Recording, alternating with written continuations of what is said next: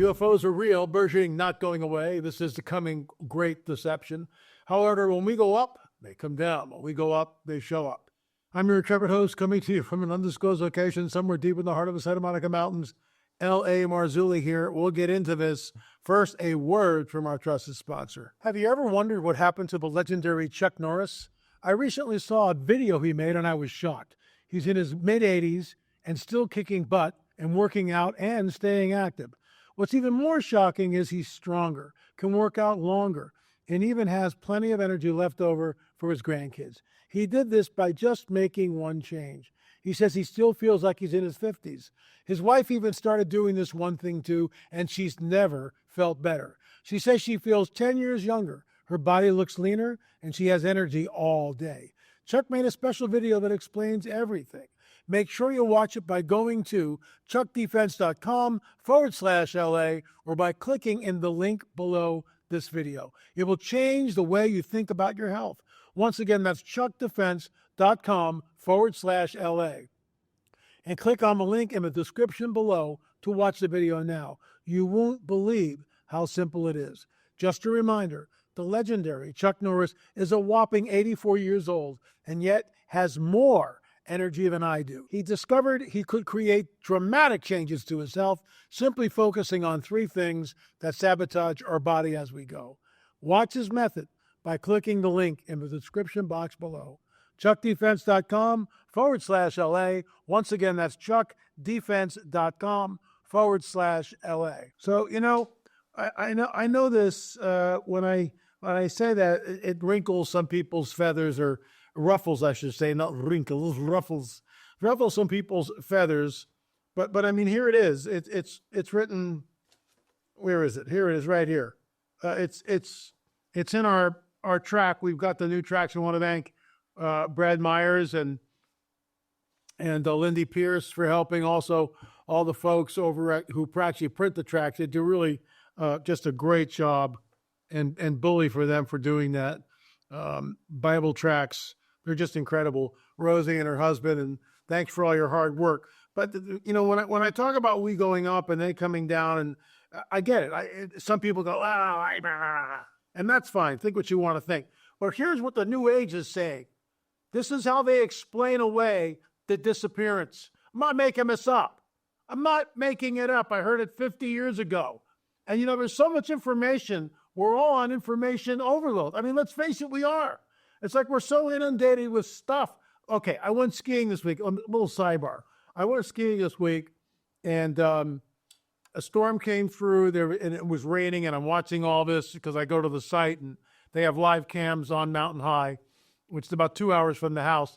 And it was raining, and all the snow's melting. And it's like horrible. But all of a sudden, it starts snowing in the afternoon, and they get 4 to 6 inches, plus they're making new stuff. Anyway, to make a long story short, so I get up there, and there's this one lift I know about. It opens up at 10 o'clock, and I'm watching it like a hawk. And sure enough, they're running the chair, but there's nobody there, and I just dart over. I'm the first guy in line. I wait 5 minutes. I'm the first guy in the chair, and it wasn't groomed.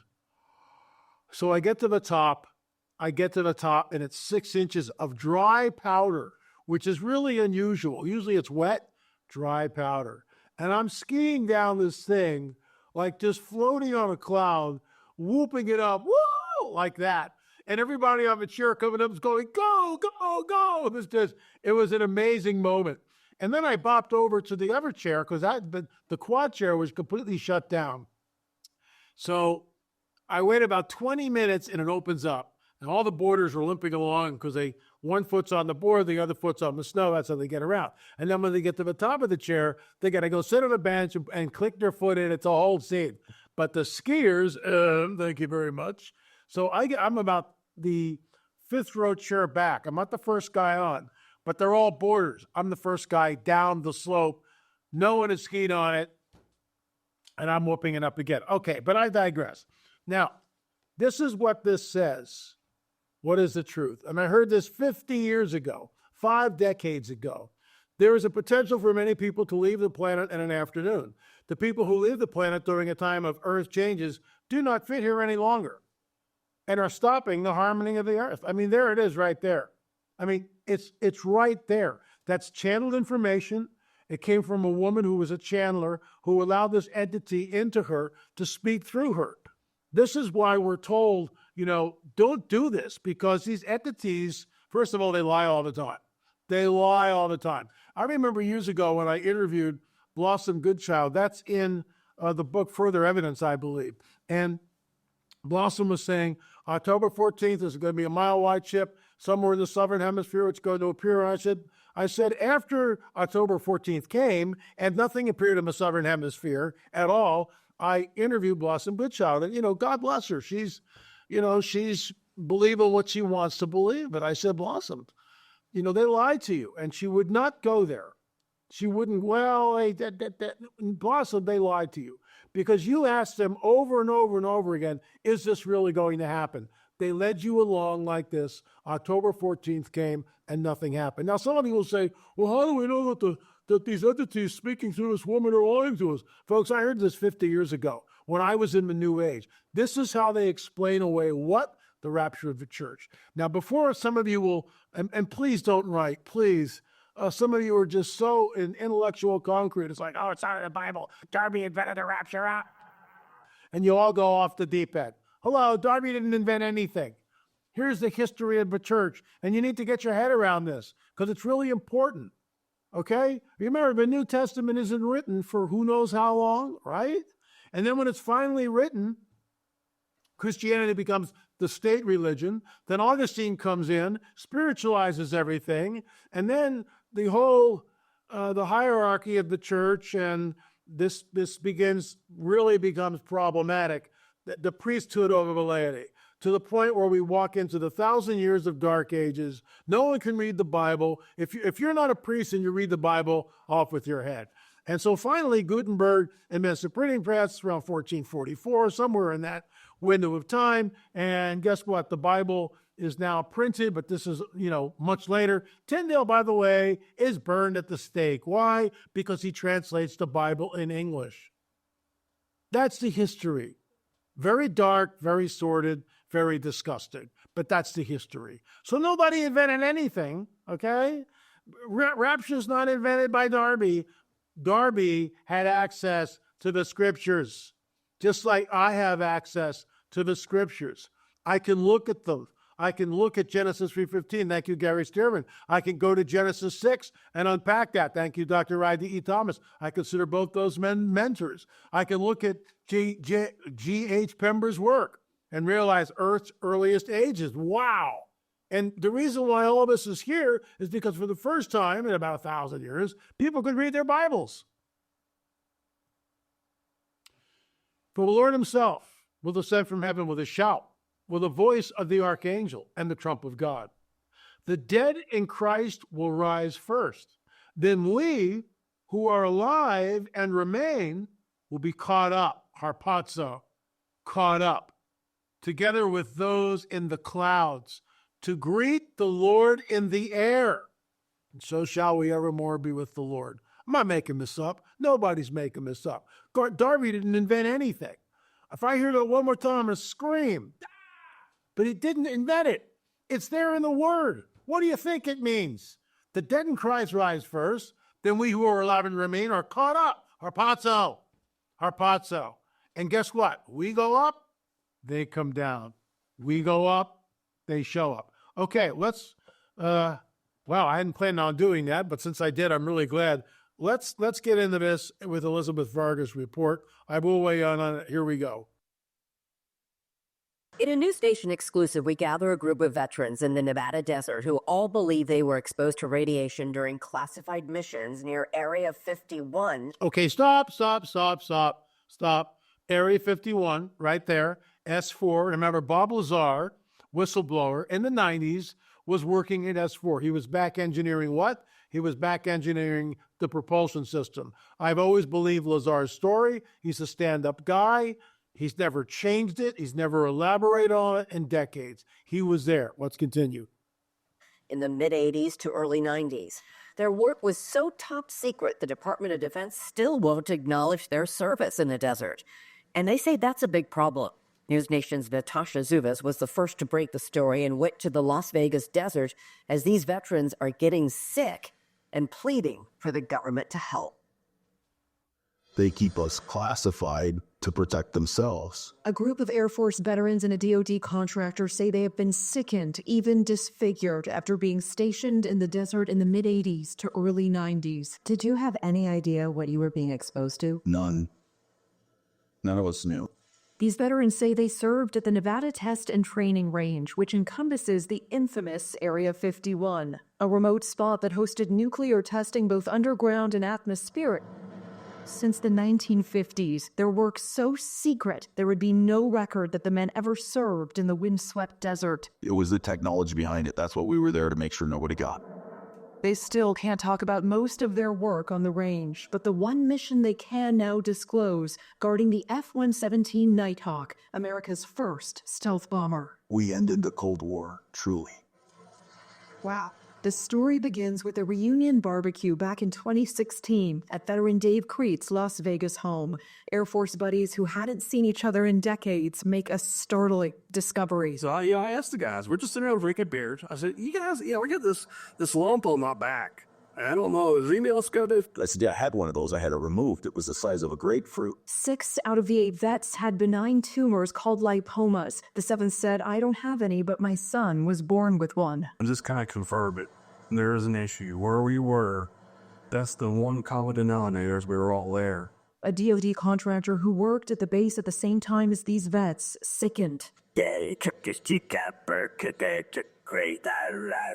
had to scrape out a lot of cancer.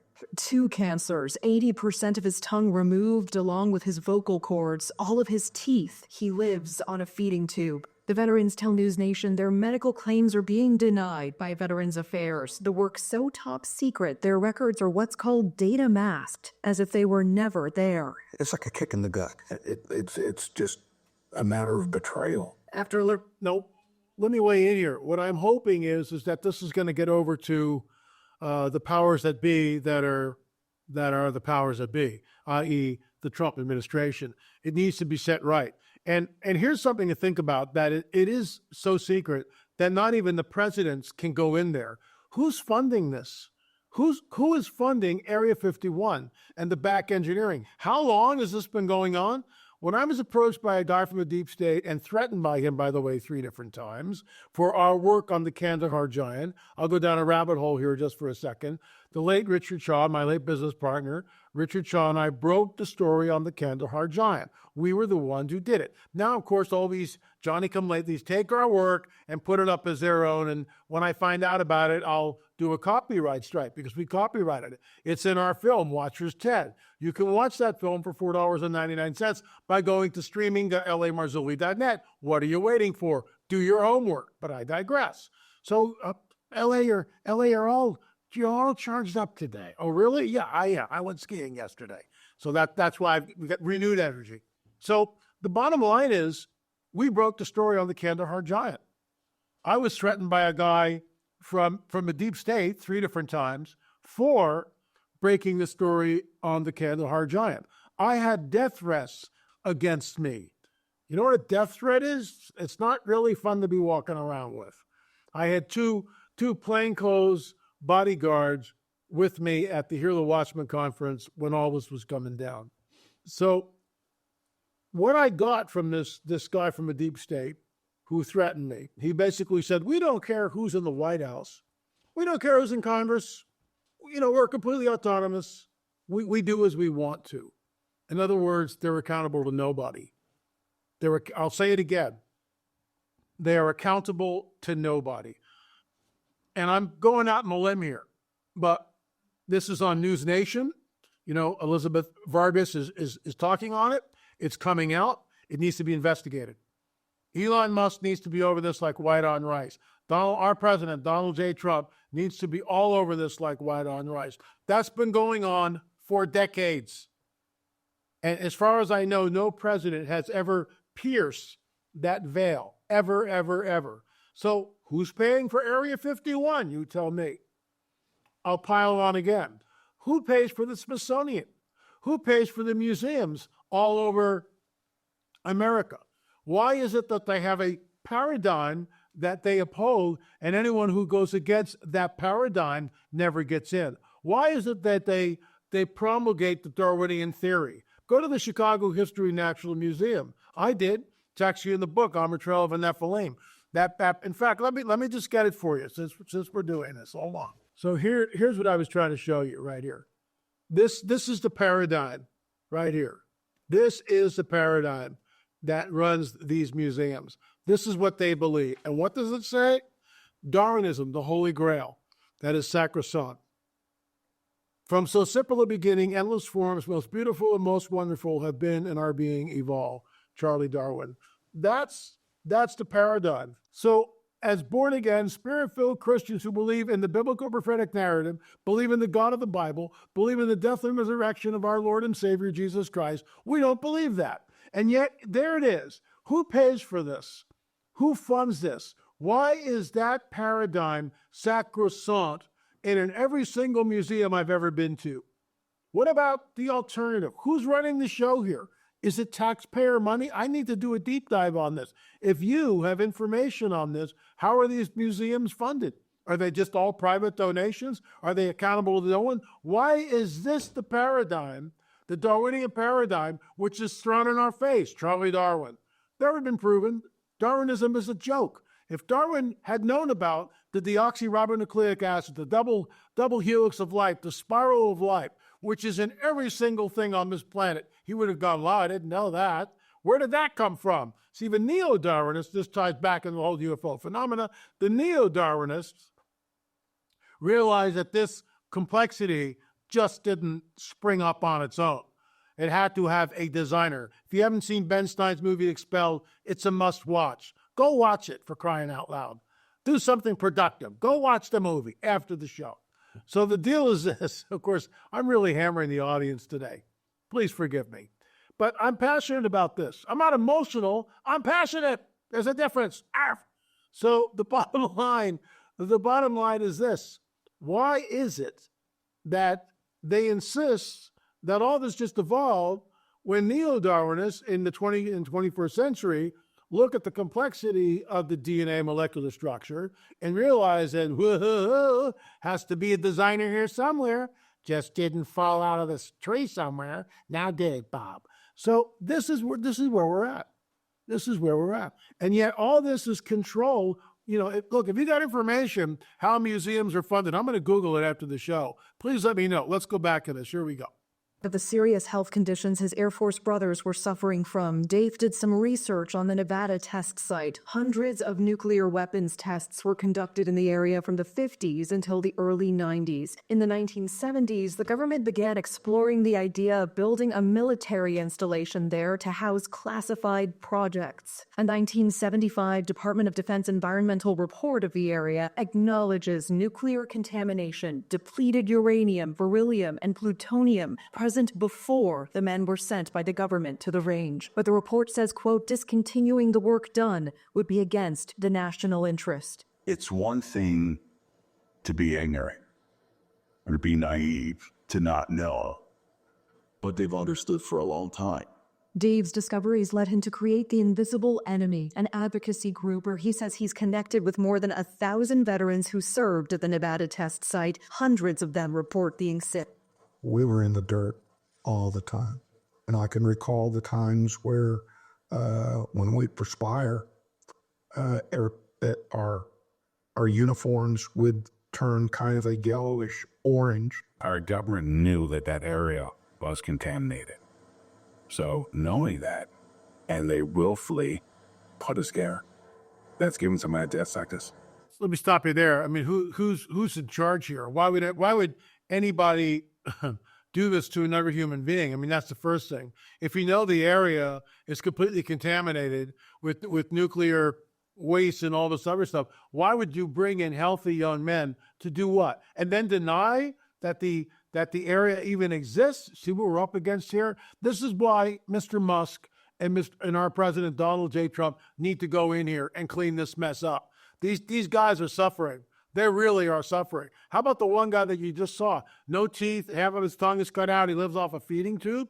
Would you want that for your father? Would you want to live that way? It needs to get cleaned up. There needs to be accountability. That's all there is to it. There needs to be accountability. I get it. The idea of national security is always thrown up. That balloon is always, quick, run up the national security threat, quick. That'll stop it. I get that. But there's got to be some kind of oversight, and there's got to be some kind of accountability. We did something important. We did good work. We changed things. We don't deserve being ignored by saying we don't exist. But after the DoD had no comment and the Air Force said they don't have information available for that time frame, News Nation went to the VA, and the VA told us there's no presumption of exposure for these veterans who served at the range. These vets will need to be evaluated on a case-by-case basis to prove their illness is related to their service. Of course, the vets tell us this is difficult when their data is masked. And time is of the essence, Elizabeth. More than 400 names are already on this memorial list. On Saturday night, we are delving deeper into the ripple effects, the families who are also getting sick. One daughter is exclusively giving News Nation the photographs and the documents her dying mother worked to declassify after her mom said she knew she was exposed. That's Saturday, 7 p.m. Eastern on News Nation. Elizabeth. I mean, that's it, folks. It's just another level of what I believe is government overreach. Somebody's lying. It just shouldn't be this way. These men are suffering. They need our prayers. More importantly, they need a champion that can undo this and get these guys the help that they need. I'll close by saying this. Gary Schultz and Norio Hayakawa went out to Area 51 years ago, before anyone knew about Area 51. And they would go there on a Wednesday night to a place which has now been bought up by the government, so you can't even get there anymore. They called it the mailbox, and they would go to what they nicknamed Pearl's Peak. And they shot, and I used to have a wonderful, glossy photo of it. And they shot a craft on a Wednesday night, no tail, no wings, no rotor wash, nothing like that. It's a disc, and it's streaking through the sky. Give me a second. I'm going to see if I can find that, John. Hold on. 1990, photographed by Gary Schultz, and I'm going to roll the clip. This is what I used to have, that photograph, and this is, I believe, is Norio Hayakawa talking. Here we go. This fascinating photo was taken by my colleague, Gary Schultz of Santa Monica, on Wednesday, February the 28th, 1990, around 9 p.m., and witnessed by his wife, Pearl Schultz. It was taken near the mailbox at the so-called Mailbox Road, near the 29.5-mile marker on Highway 375 in the Tickleboo Valley of Lincoln County, Nevada. This spot is very close to the spot where exactly 1 week earlier, on Wednesday, February the 21st of 1990, I had brought a Nippon television crew from Japan to try to document a test flight of an object described to us by Mr. Robert Lazar in an interview we had at his residence earlier in Las Vegas. Gary Schultz took this photo from a dirt road looking due south towards the Jumbled Hills and the Groom Mountains. He said he used an Nikon Action Touch 35mm camera with 35mm f2.8 lens, exposure unascertainable, with 1600 ASA Fujicolor film. This is Norio Hayakawa reporting on the historic 1990 photo of an object above Area 51 taken by Gary Schultz.